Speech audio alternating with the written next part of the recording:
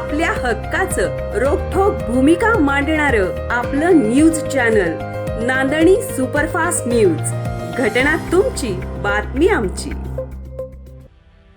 निढळ धारपुडी रस्त्यावर दुचाकी अपघातात एकाचा जागीच मृत्यू तर दोघे जण गंभीर जखमी.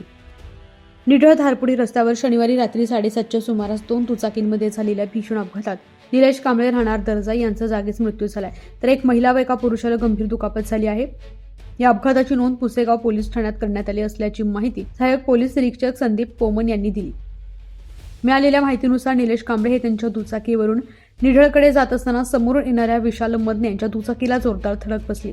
या अपघातात विशाल मदने व नीलम फोंडवे हे दोघेही गंभीर जखमी झाले असून त्यांना तातडीनं उपचारासाठी रुग्णालयात दाखल करण्यात आले आहे. दरम्यान निलेश कांबळे यांचा अपघातास्थळीच मृत्यू झालाय. अपघाताची माहिती मिळताच पुसेगाव पोलिसांनी तात्काळ घटनास्थळी धाव घेतली. पोलिसांनी पंचनामा करून वाहतूक सुरळीत केली. सहाय्यक पोलीस निरीक्षक संदीप पोमन यांच्या मार्गदर्शनाखाली पुढील तपास सुरू असून अपघाताचे नेमके कारण शोधलं जात आहे. या घटनेमुळे परिसरात हळहळ व्यक्त केली जात असून नागरिकांनी रात्रीच्या वेळी वाहन चालवताना विशेष काळजी घेण्याचे आवाहन पोलिसांकडून करण्यात आले आहे.